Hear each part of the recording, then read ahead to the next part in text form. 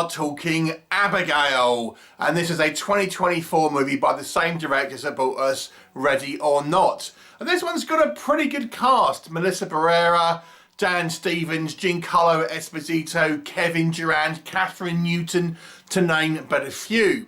Now, I wasn't originally going to review this movie because there's been so many other reviews for this film on YouTube.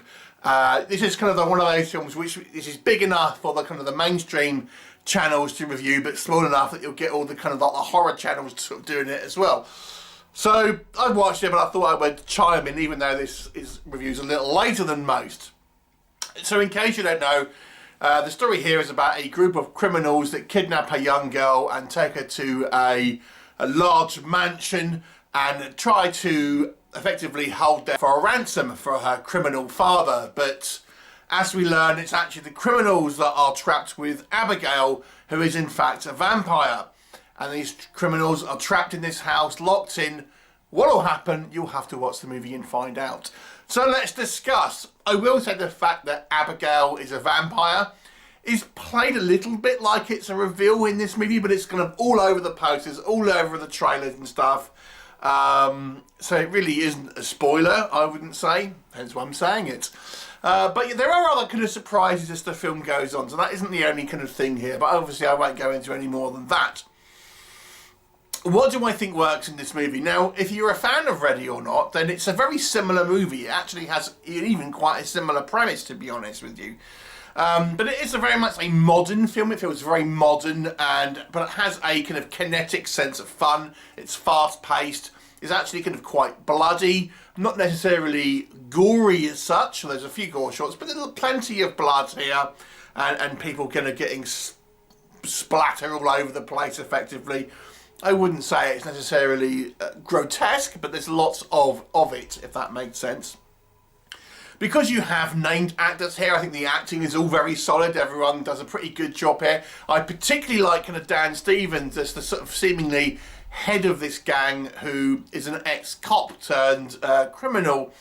And I actually thought his character seemed the most unpredictable, if you like. He sort of seems somewhat of a team player in some instances and somewhat of a lone wolf in others. So I actually kind of quite liked his character. But everyone here does a good performance. Special mention to obviously the Abigail actress herself. Now this movie is actually a loose adaptation of the film Dracula's Daughter.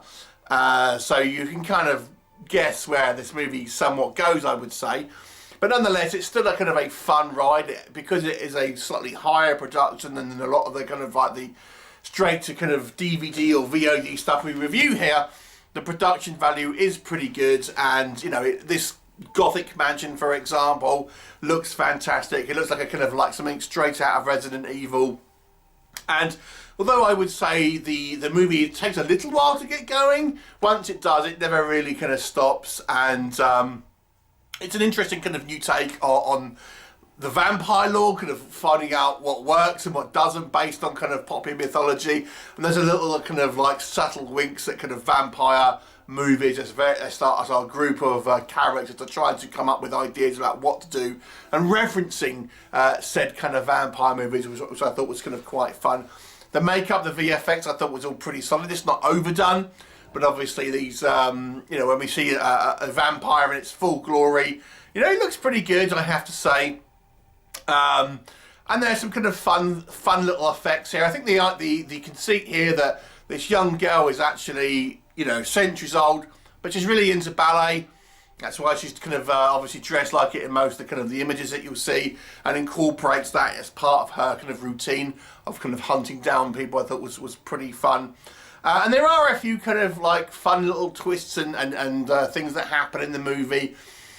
I would say it's relatively predictable, if I'm honest, but nonetheless there are a few sort of reveals and little twists that will kind of keep you kind of somewhat guessing at least until the end there. What doesn't work for me in this movie, I mean, despite there being a few slight twists, you can kind of see where it's going. I have to say, this does feel a little like a corporate horror film in some ways. It very much feels like it's following a formula. And like I said, the directors here are actually behind a movie which is practically kind of the same premise, and it kind of follows a very similar one. I have to say, although I think the acting is all solid by all the cast here, some of the characters are a little bit typical. Kevin Durand's character is the kind of the big lunk meathead, for example. Melissa Barrera's character is the kind of our main character, and she is somewhat of a typical kind of girl boss, I have to say. You know, it's very... She does exactly what you're going to think she's going to do as a kind of a modern action heroine, to be honest. They try not to make her a Mary Sue by giving her this, that she was once a junkie kind of backstory, but she kind of is pretty much your typical kind of girl boss sort of character. So, you know, obviously you decide if that's something that's going to irritate you or not. So the characters are a little broad, with the exception of the Dan Stevens character, who I thought was probably the most nuanced, but they're fun, but they're kind of somewhat... typical, you might say. There are a few lapses in logic for me. Again, this movie is not necessarily particularly realistic exactly, but there are a few instances here where I think the characters could have made decisions that would seem obvious. For example, we learn that light is something that does hurt the vampires, but we see scenes where we see windows boarded up, but the characters don't think to try and unboard these windows in the scenes where it doesn't require it, if that makes sense. There's a scene like a sort of, what looks like a greenhouse with Kevin Durand and Catherine Newton's character, and again we have, you look behind, there's all boarded up windows. Why wouldn't you just pull them off as you go along? You know, things like that. So there are a couple of instances here where I feel the logic is a little kind of cartoony. The fact that this house exists to begin with all these kind of mod cons on it. That's all I'll say. Again, there's some sillier elements in this movie, and the VFX for the most part is pretty good, but there's a little bit of kind of obvious wire work involved, I would say. So it's kind of like this hyper reality, so to speak.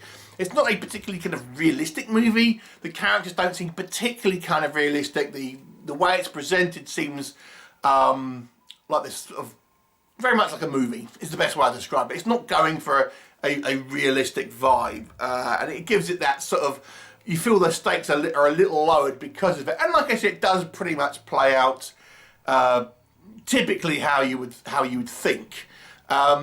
Overall, though, it's an enjoyable film. I would say certainly an above average film. If you like a kind of a somewhat kind of predictable kind of vampire movie, you could do a lot worse here. I think everyone does their jobs well, and it's a fun movie, even though I wouldn't say it's a particularly deep movie in any kind of way. I'll give it a 6 out of 10. Have you seen it? What did you think of it? Please do leave me a comment, and I'll look forward to seeing you next time. Bye for now.